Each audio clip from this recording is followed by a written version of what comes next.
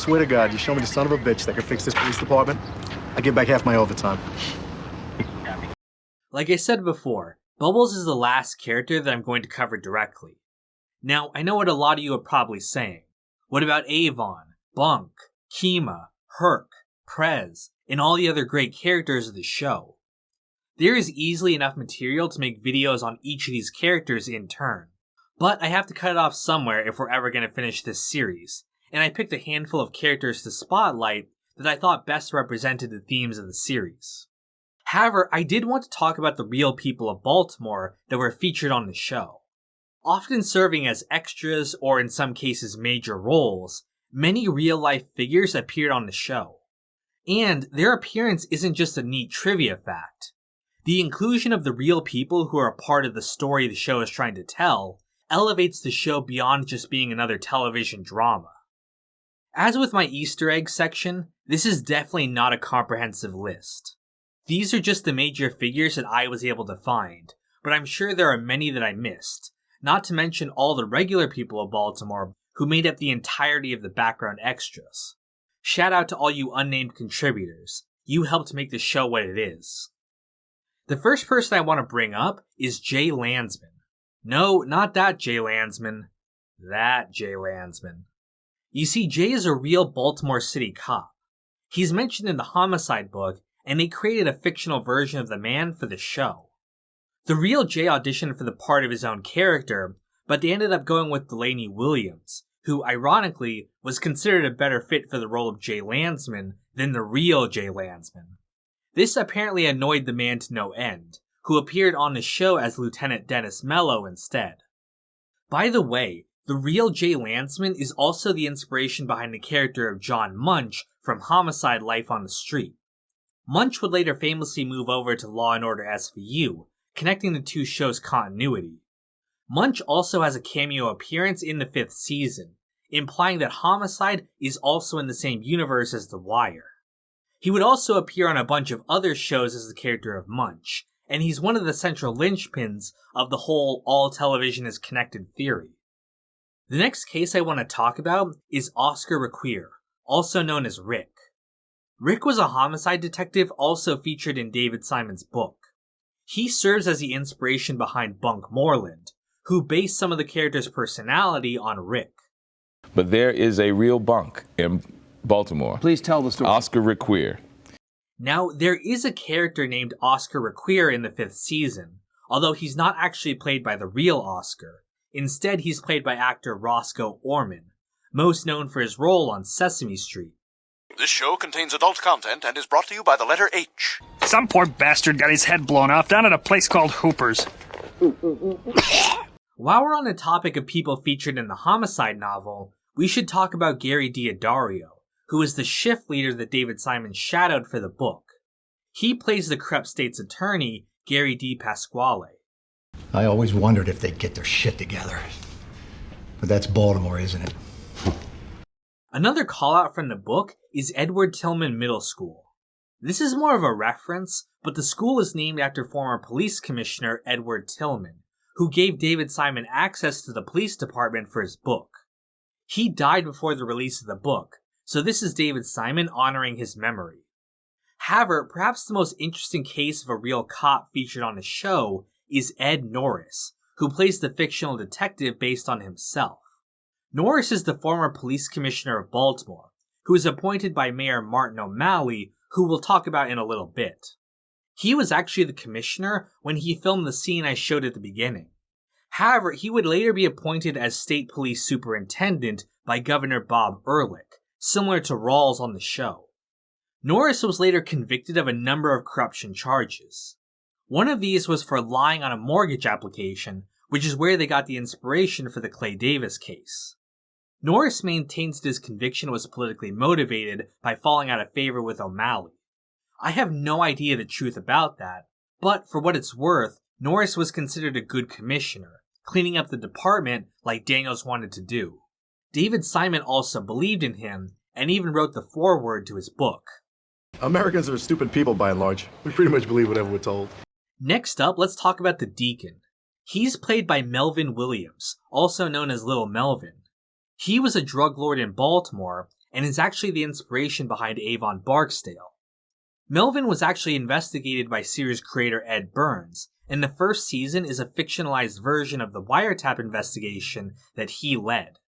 David Simon covered his story while he was at the Baltimore Sun, which is where he and Burns met, which means Melvin is responsible for the show in more ways than one. After serving his time in prison, Melvin reformed and became a community activist. The Deacon character is a representation of who the man became, which is very fitting considering he helps other characters like Cuddy and Colvin find redemption as well. A good church man is always up in everybody's shit. That's how we do. Now, I already talked about how Donnie Andrews was the inspiration behind Omar, and also appeared on the show as one of his supporters in the 4th and 5th seasons. However, the most interesting thing of all is that Donnie ended up marrying Fran Boyd, whose story we will cover when we get to the corner. The two met through David Simon, who featured both their lives in his works. Again, these are real people, but to me, it's like if two characters from my favorite shows ended up actually getting married.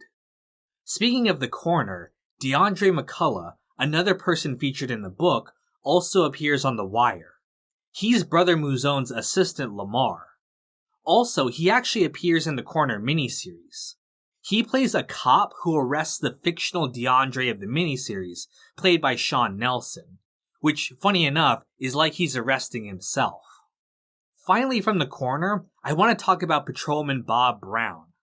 In the book, he's a zealous cop who ruthlessly enforces the law on the streets. Now, there's a character on The Wire named Bobby Brown, which I'm sure is a reference to the real man. What's really funny though, is that the actor who plays him is named Bobby J. Brown, apparently no relation. This Bobby J. Brown also played a cop in the Corner miniseries. However, the cop he played was not the fictionalized Bob Brown of the show, who is played by actor Brian O'Neill. The real actual Bob Brown also had a cameo in that miniseries. Now, if you're absolutely confused about what I just said, don't worry, so am I. Hey, any of y'all know Bob Brown? Yeah, what about him? He be snatching up bodies every day. You want to say hi to Bob Brown? Nah, that wouldn't be necessary. Next up, let's talk about Felicia Snoop Pearson. She's played by, well, Felicia Snoop Pearson. You see, Snoop is a former Baltimore drug dealer and was convicted for second-degree murder. After getting out of prison, she met Michael K. Williams, who played Omar on the show, who brought her around the set. After meeting her, the writers wrote her into the show as a character based on herself. Unfortunately, Snoop later got into some trouble due to drug charges after the show was over. But the funny thing is that the judge denied her bail in the case because he had seen her on The Wire and knew that as an actor, she could change her appearance and disappear. Again, it's really interesting to me how real life and the show continue to intersect like this. God damn, right? Too much fucking talking around here lately, man. Niggas need to shut the fuck up, for real. I mentioned before how the character Waylon is played by Steve Earle, a musician and former addict. He sings both the 5th season opening version of Way Down in the Hole and also the season 2 finale song, I Feel Alright. Finally, let's talk about the politicians. In season 3 episode 11, Kurt Schmoke, the former mayor of Baltimore, appears as one of the advisors for Mayor Royce. Schmoke was a proponent of decriminalization as mayor, and the line about being the most dangerous man in America is a reference to him. I really think that you're onto something here, Clarence, but if you keep it up, before you know it, they'll be calling you the most dangerous man in America. Next, let's talk about Martin O'Malley. He was elected mayor in 1999 in a surprising victory over incumbent Kurt Schmoke, and serves as one of the inspirations behind Tommy Carcetti. O'Malley would later run for and win the election as governor of Maryland, just like Carcetti as well. The relationship between O'Malley and the show was a strained one. O'Malley did not like the way the show portrayed Baltimore, and threatened to stop the show's production unless they showed the city and his administration in a better light. Simon has also been critical of his policies as mayor, stating that he used mass arrests to juke the crime stats so that he could become governor, just like we see on the show. it was almost as if he couldn't get the reductions in the murder rate that he had promised as a candidate. And the next 3 or 4 years were, let's just throw everybody in the back of a van. O'Malley never appeared on the show, but his gubernatorial rival Bob Ehrlich did. When Carcetti is forced to wait hours to see the Republican governor, the security guard who stops him is that former governor. Now, I bring all of this up not just as a fun trivia section. The inclusion of these real-life figures is more than just references and creative casting. According to the pitch Bible that David Simon created to sell the show to HBO, he wanted the show to be filmed in part with handheld cameras to give the show the feeling of being a documentary. Though The Wire is of course fictional, having the real people of Baltimore involved like this pushes it closer to being a documentary than just a television drama. And the relationship goes both ways. The Wire is inspired by the real-life people, but many of these people's lives were also affected by the show. Their lives were changed just by being a part of it, as was the city, which got national attention from the show. The Wire isn't just a commentary or a representation of life. It is life. The Wire is part of the story of Baltimore, just as real as any of these people are. You can't plan for no shit like this, man. It's life.